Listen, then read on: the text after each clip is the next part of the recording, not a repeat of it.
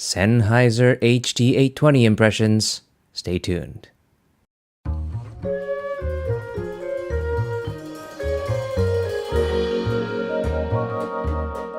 We made a visit to the Sennheiser Store in Berlin, where the store manager was kind enough to let us hear the HD820 and to do some filming in their beautiful store.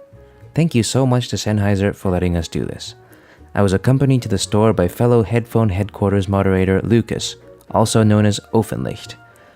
We recorded his impressions as a voiceover, so we'll include that later in this video.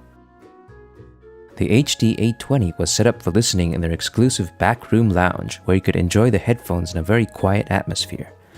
We had a chance to compare their new flagship closed-back headphones against their famous open-back designs, like the HD800 and the HD600. Fit and finish on this headphone is absolutely top-notch. The design is beautiful, the concave glass backs look amazing, and the build quality seemed to meet very high standards.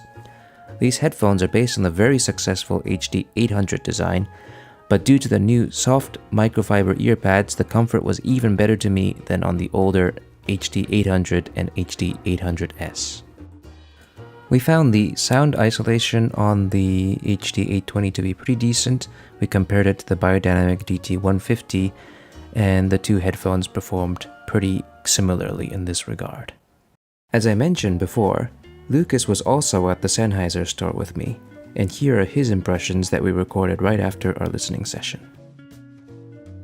After listening to a wide range of music with the Sennheiser HD820, I found them to have an overall warm tilt to the sound. The bass is slightly emphasized as compared to my Neumann speakers at home, and seems well extended.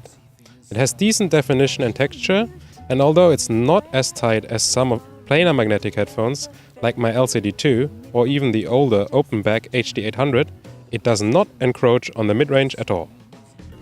In fact, the frequency response audibly dips in the transition from the upper bass to lower mids, leading to some instruments such as guitars, cello and pianos sounding somewhat lean.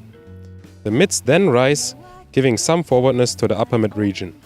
While this keeps the mids from sounding too far pushed back, I feel it can also lend a certain blurry quality to female vocals especially. Male vocals are free from this, but do lack a bit of body to my ears. Going on into the treble, this is where this headphone shines. The overall treble is impressively extended, quite smooth and non-fatiguing. I don't hear it to be dark in the slightest, but there are simply no big spikes that I can hear. Not even the dreaded 6.5K spike of the HD800. Cymbals sound like they should, and it has a good amount of air. When it comes to staging, the Sennheiser HD820 seems wider than my HD650 and LCD2, and any other closed back I've heard, including the MDR Z1R. It also does have excellent separation and imaging that is accurate and only slightly bested by the depth of the image of the HD800. All in all, the Sennheiser HD820 is the best closed-back headphone that I've heard thus far, lacking the bass bleed and treble spike of the Sony MDR Z1R while keeping flagship-level technicalities. In my opinion, it's definitely a colored headphone for the hi-fi listener that works best with genres such as instrumental jazz, electronic music and hip-hop. Lucas and I agreed on most points about these headphones, so I'll try to avoid rehashing everything that's already been said. I think a lot of people are wondering if the HD820 is truly the closed-back equivalent of the HD800, so I'll try to elaborate a bit on the sonic differences between the two headphones. As Lucas mentioned, the bass is noticeably elevated compared to the rest of the spectrum. There's a significant hump in the mid-bass, creating quite a lot of warmth. This might come as a welcome change for people who felt that the HD800 or 800S weren't giving them enough bass quantity.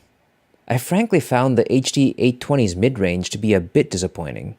It wasn't as noticeable listening to some types of music, but anything with a lot of vocals tended to highlight the headphone's coloration in the mids. I think that if you're an avid opera fan, these wouldn't be your first choice. Tone on stringed instruments was also a bit of an issue for me, often sounding too bright due to the upward tilt in the mids. I should mention, however, that I'm very picky when it comes to violins because of my background as a violinist. Regardless, I think that HD820's excellent soundstage and treble resolution is a remarkable achievement and gives you a really immersive, fun experience. The store manager says something interesting that while the HD800 and the HD600 are quite popular in studios, they weren't really trying to target that particular market with the HD820. Instead of creating an analytical listening tool, Sennheiser has tried to focus on the pleasurable listening experience. And I totally agree with him on that point. These headphones sound nothing like studio monitors. And as an extension of that thought, let's finally try to answer that question, even though we've been kind of hinting at the answer all this time.